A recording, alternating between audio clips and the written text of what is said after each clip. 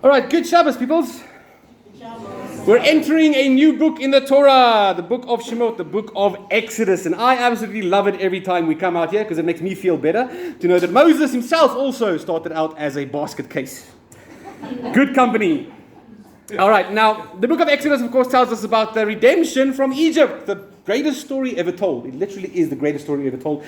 So much so that Hashem wants us to remember it, to teach it to our children, to constantly remind ourselves on a daily basis about the Exodus from Egypt. In fact, even in the Ten Commandments, how does he introduce himself? I'm the Lord your God who brought you out of Egypt. This is how God defines himself, by the miracle of the redemption of the Exodus. So every time we study the book of Exodus, it always amazes me to see the plan for God's ultimate redemption already hidden here in the Torah, in the story of that very first redemption from Egypt. Right? Because the book of Exodus teaches us that very lesson, that the final, ultimate redemption that's still to come is going to be just like the first redemption from Egypt. And the ultimate final Redeemer, the Messiah who's going to come at the end, and has been here already, is just like the first Redeemer, Moses, who brought us out of Egypt. So as the story goes, of course, we all know the evil Pharaoh, a new Pharaoh arose, the evil Pharaoh, and he decreed against the Jews that we are to get all of our newborn baby boys thrown into the river. He tried to kill us. So when Moshe was born, after 3 months, when they couldn't hide him anymore, they put Moses in the manger and sold him off down the river. Okay, by the way, that's what you call a juvenile. Anyway, so his older sister Miriam, of course, follows him as he goes down the river until he ends up being washed up into the hands of Pharaoh's daughter. She takes him in, raises him up as her own. Of course, for the first 2 years, he was still breastfeeding with his mother, but eventually she pretty much raises him. And before we know it, there's this hilarious twist of fate that Grandpa Pharaoh is bouncing little grandson Moishele on his knee. The very baby he was planning on killing is now in his house, making him laugh, giving him cuddles, showing his first tooth, biting him, all these things that happens when you have a baby in the house. That's quite a little bit ironic, don't you think? And the one that he was planning on killing is the one that ends up getting rid of him. The irony should not go past us. In fact, the Midrash Rabbah tells us an interesting story. In Midrash Rabbah, in Exodus Rabbah 1 verse 26, it tells us a story, we've discussed this in the past, of one day when Pharaoh was playing with his little grandson, little Moishele, and Moses saw the shiny crown on Pharaoh's head, took it off and put it on his own head. And Pharaoh's magician saw this and said, "Oh, scandal. It's a sign, Master Pharaoh, that he wants to replace you and usurp your throne." But then he had another counselor, a very famous guy that was one of his magicians and counselors by the name of Jethro. Jethro was still working for Pharaoh at this point, and Jethro said, "No, man, clearly you guys haven't had kids.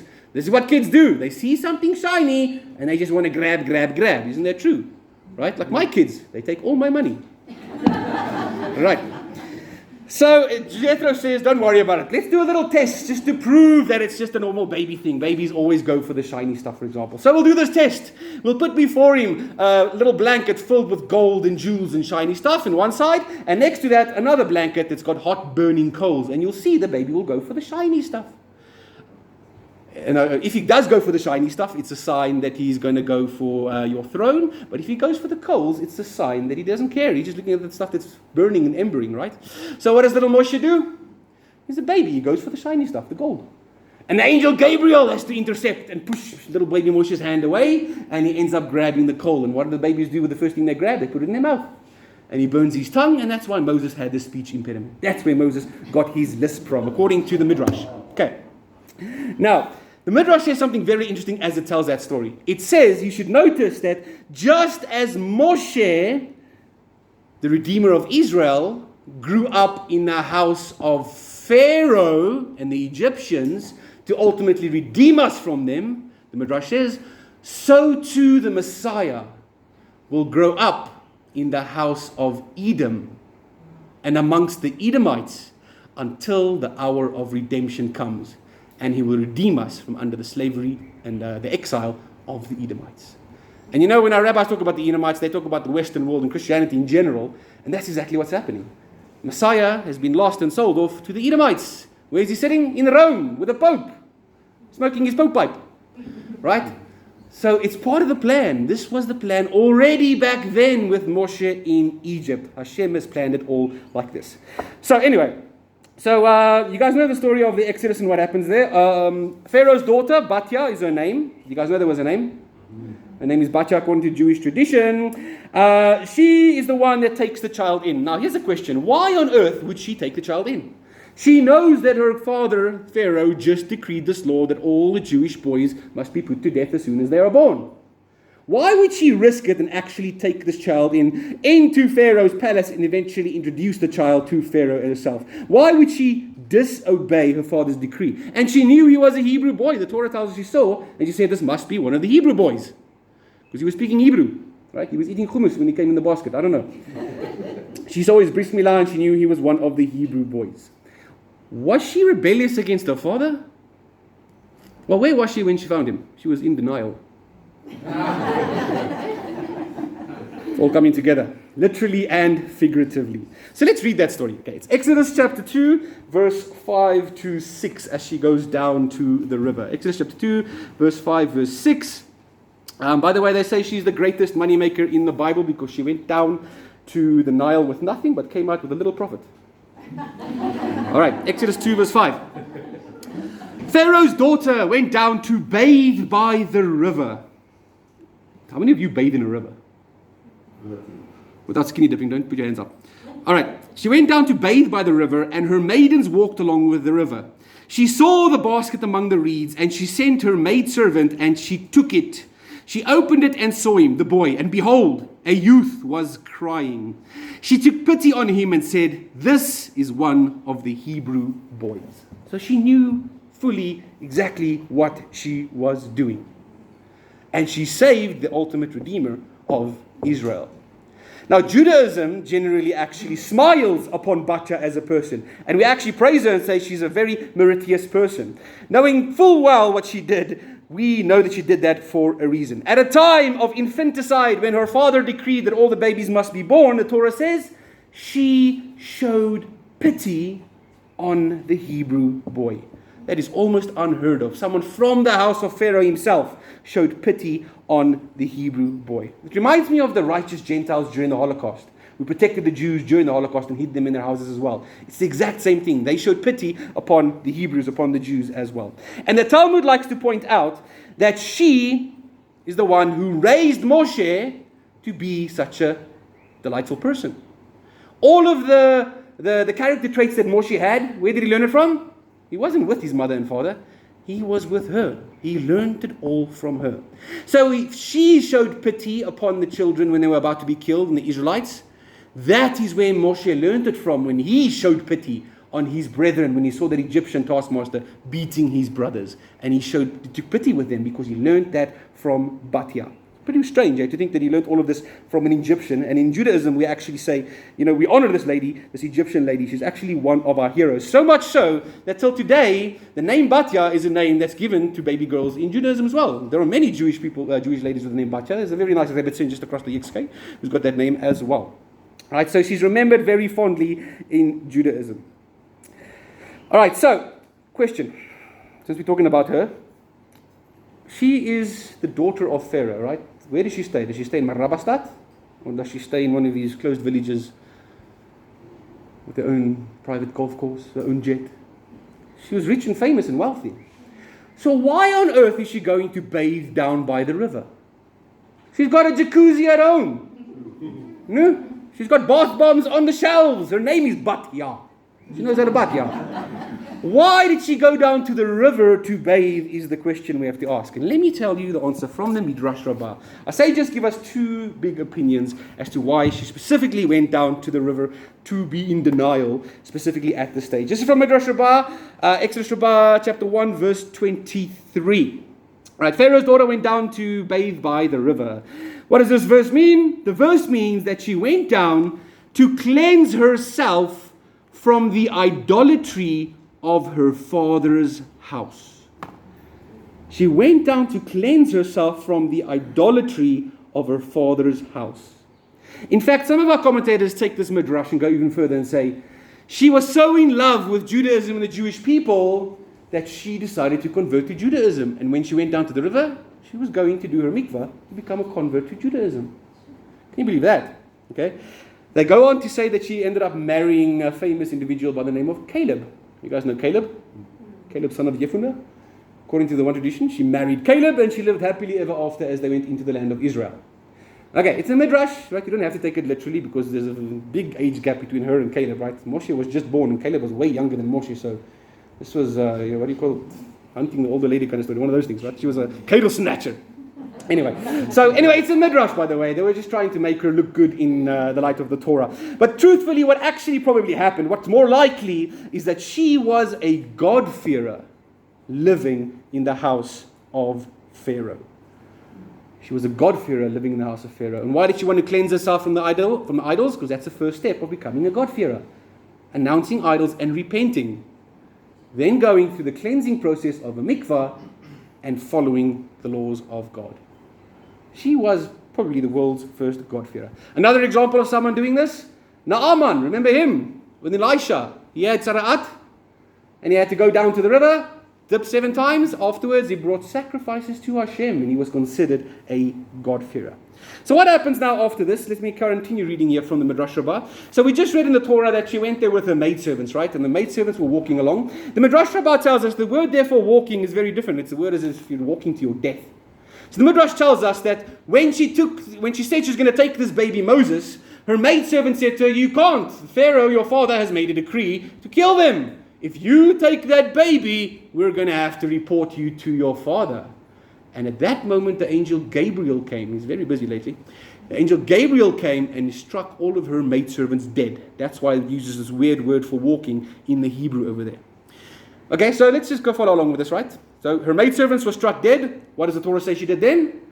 She sent a maidservant to go and fetch the baby. That's what it says in the Bible. That's a translation. So listen to what the Midrash says here. As it says, she sent forth her maidservant, which is the Hebrew word amasa or amata. Amasa. And she took it.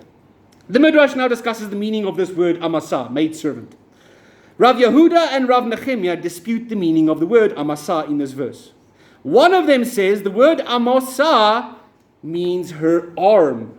The other one says it means her maidservant. We have a problem here. All of the maidservants just died. So it can't be the maidservant. So it has to be her arm. So it says here, we may answer that the word amasa is written for this purpose to indicate that her own arm, which is called an amos. You guys remember when we studied the building of the tabernacle, it gave us the measurements in cubits. Right? What's a cubit? In Hebrew, it's an amos. This is where the word amos comes from. Yeah, amos. So amos is from your elbow to the tip of your finger here. That's how long one amos is.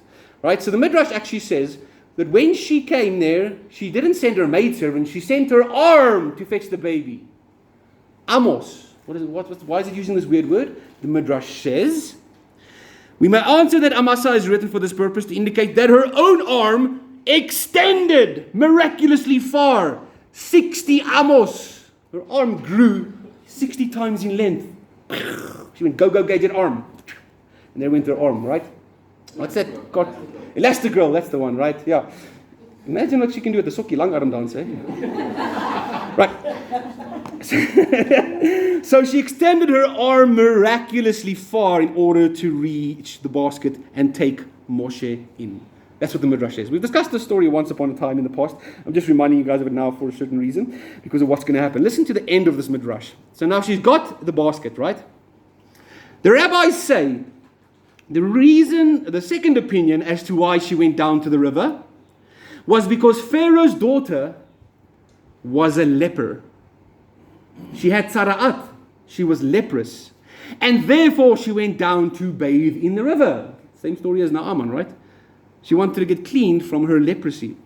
When she touched the basket with her go-go gadget arm containing Moses, at that specific moment, she became cured of her leprosy. Her leprosy went away just by touching the basket of Moses. Therefore, she took pity on Moses and loved him excessively. What a cool Midrash. Right, so this is the reason why she went down to the river, according to the Midrash.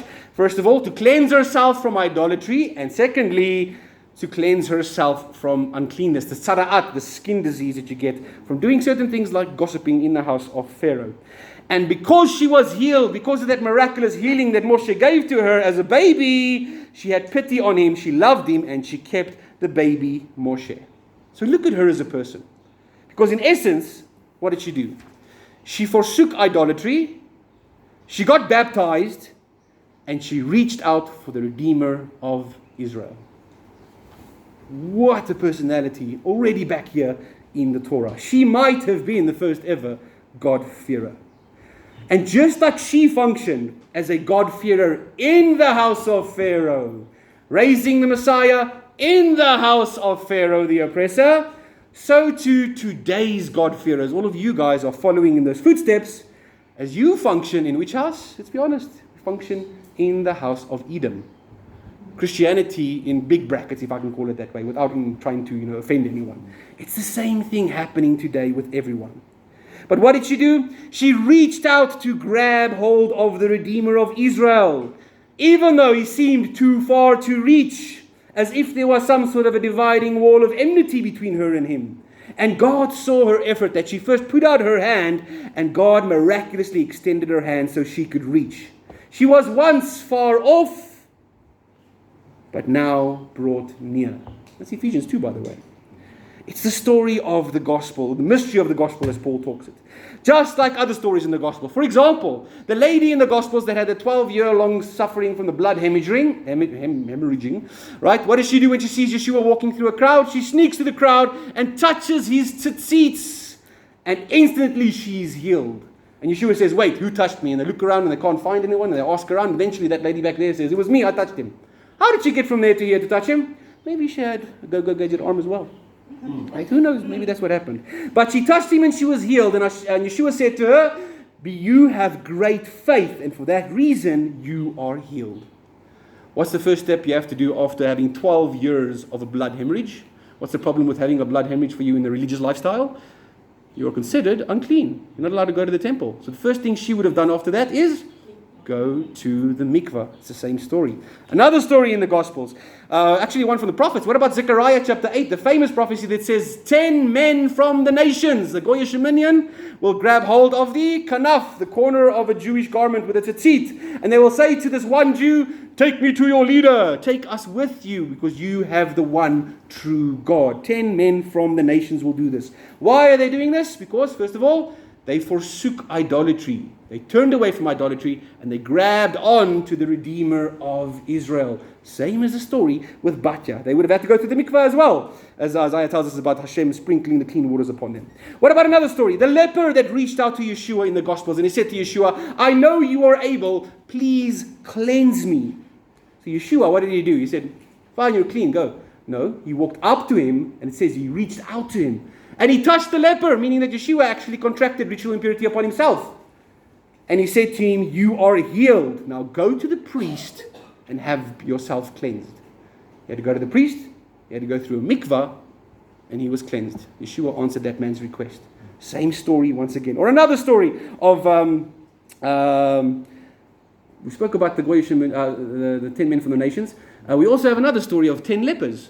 Right? The 10 lepers that shout out to Yeshua for healing. And what does Yeshua do? He says, you are healed. Go to the temple and get cleansed. And one of them, the Samaritan, is the only one that actually comes back to Yeshua to give thanks, to say, I've been cleansed, I've gone to the mikvah, I'm now here to reach for you as the Redeemer of Israel. They all forsook idolatry and went through a mikvah and came to the Redeemer of Israel.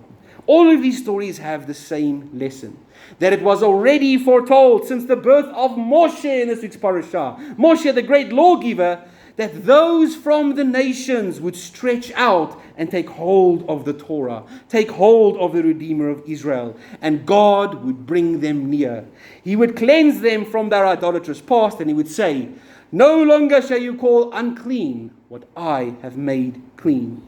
You will no longer be called children of idolatry, or like she was called the daughter of Pharaoh. It's not such a great title, actually, because he's an idolater. And she wanted to get away from the idolatry. He says to you, you will no longer be called a child of idolatry, but you will be called a child of God. Because what is her name? Batya. What does Batya mean? The daughter of God. This message that's here in the story of Batya is the message for everyone living till today. It's a story of the final redemption. So there you have it, guys. The mystery of the gospel already hidden away for us in the story of Moses in the basket. Hope that floats your boat. Shabbat Shalom. Shabbat Shalom.